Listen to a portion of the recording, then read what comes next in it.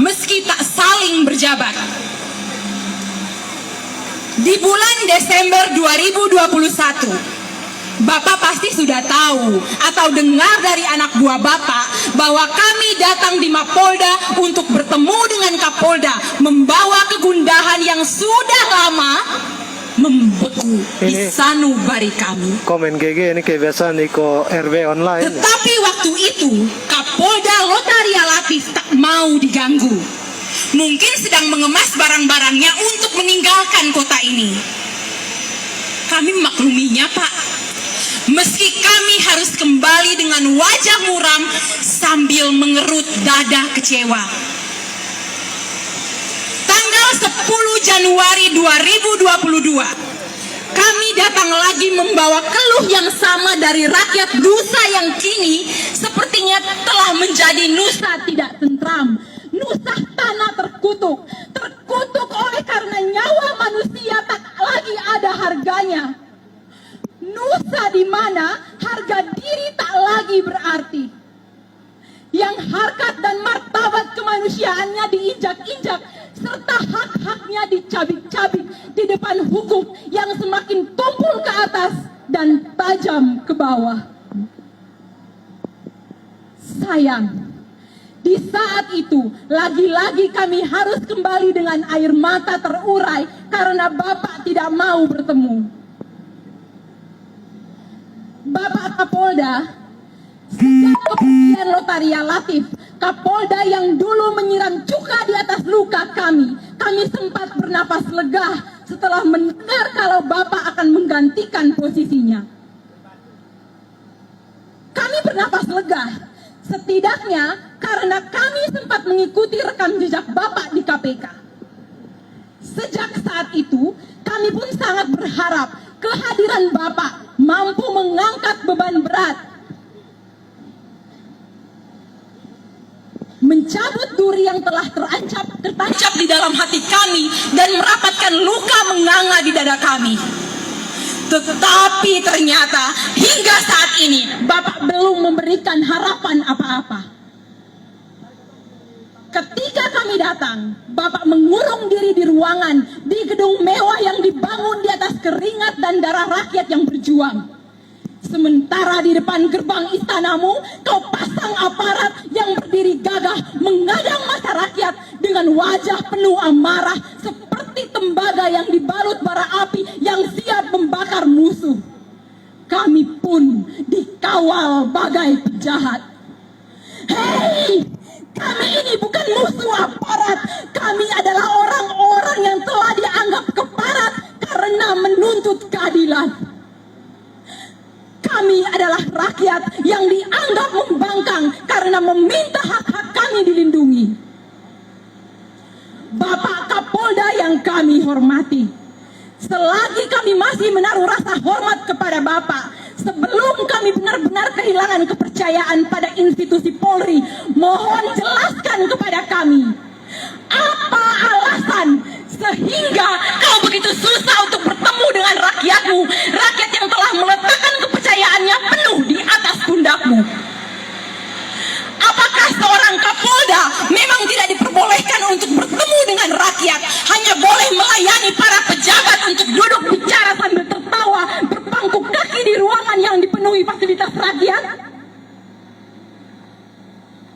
Bukankah Bapak Presiden, Bapak Kapolri hingga saat ini masih sering bertemu dengan rakyatnya, bahkan di tengah-tengah kesibukan mereka masih sempat-sempatnya membaca pesan dari rakyat? Apa istimewanya jabatan Kapoldamu itu? Apakah image seorang Kapolda itu lebih mahal dari seorang Presiden dan Kapolri di negeri ini? Tolong kau jelaskan.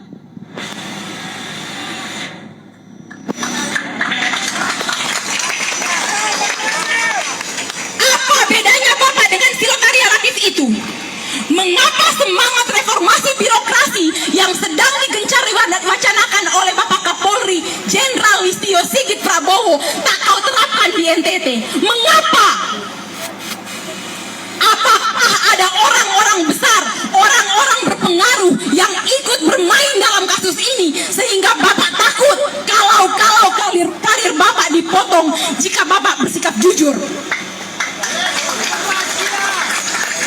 Bapak Kapolda yang kami hormati, jangan pernah merendahkan kewibawaan negara dan institusi Polri yang begitu besar dan terhormat ini dengan meletakkannya di bawah telapak kaki para penjahat-penjahat itu. Bila memang di dalam kasus kematian Astrid dan Lael ini ada orang-orang berpengaruh yang mengendalikan kewenangan Bapak, Bapak harus tahu di ruangan kerja Bapak yang megah itu, pada dinding-dinding dan sudut-sudutnya ada gemuruh suara tangisan rakyat yang mencari keadilan. Yang pada pintu dan jendelanya ada bayangan tetesan keringat, air mata, dan darah orang-orang yang tertimpa bencana kemanusiaan, yang nyawanya dihabisi dengan cara keji, yang saban hari keluarganya datang berdiri keluh di depan istana Bapak menagih keadilan.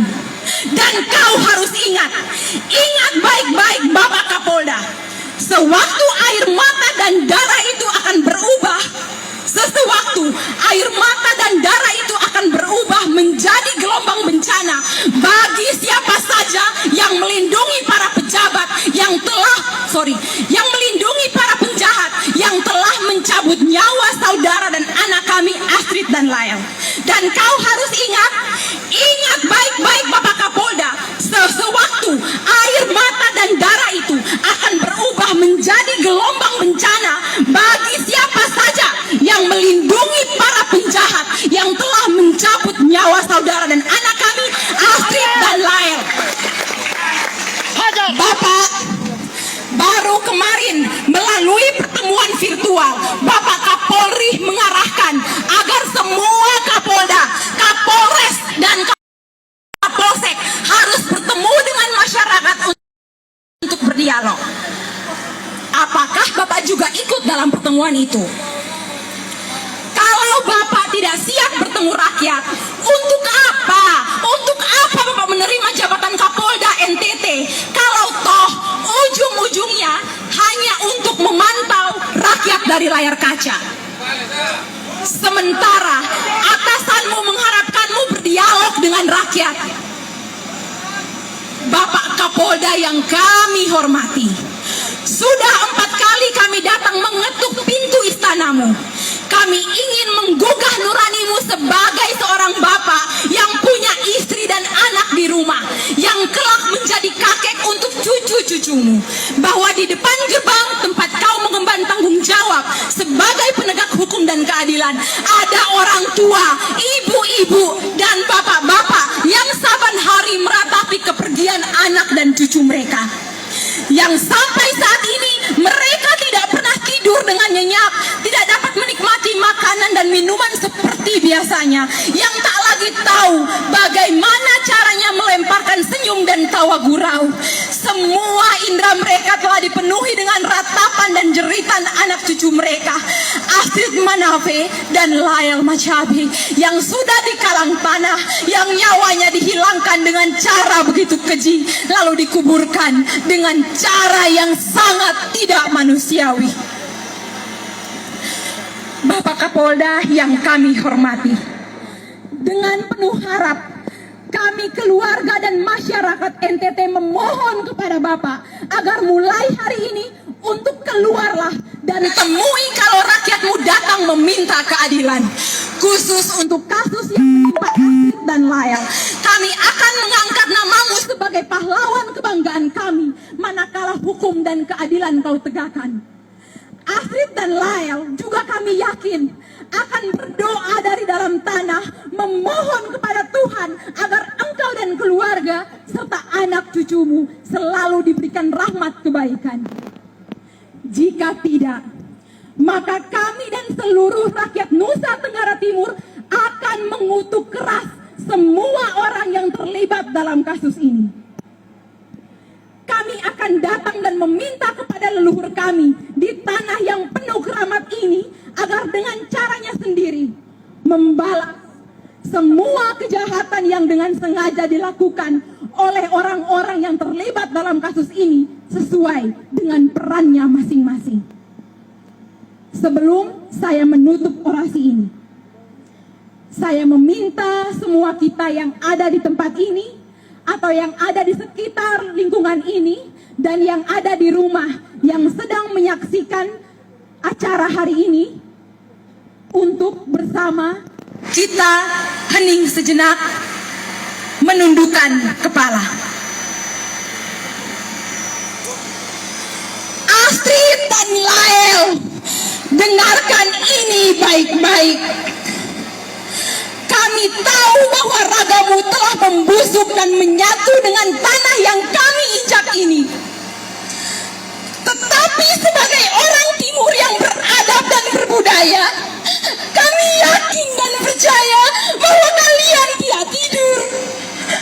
Bahwa saat ini juga jiwa dan rohmu sedang bersama kami di sini, ikut serta dalam perjuangan ini, dan akan tidur tenang di Firdaus Tuhanmu setelah memastikan semuanya selesai dengan adil. Astrid dan Lael, dengarkan ini sekali lagi. Kami juga yakin sejak nyawamu direnggut paksa, gemuruh teriakan, jeritan dan tangisanmu menggema ke seluruh dunia. Karena itu, saat ini kami meminta, apabila dunia tak lagi adil, dunia tak lagi mampu menegakkan keadilan, perjuangan ini tak lagi dihargai oleh mereka yang dipercayakan konstitusi untuk mengemban tanggung jawab dalam menegakkan hukum dan keadilan. Kami meminta kalian harus berjuang dengan cara kalian sendiri. Rapatkanlah mulutmu ke telinga semua orang yang kamu tahu ada di dalam kasus ini. Di telinga suami, istri, anak dan cucu-cucu mereka. Menangislah dan menjeritlah di telinga mereka. Dan diamlah sampai benar-benar mulut mereka berkata jujur dan keadilan benar-benar ditegakkan. Bahagia di surga Astrid dan Lael. Doakanlah semua orang yang sedang berjuang untuk keadilan di bumi Flobamora yang tercinta ini. Amin.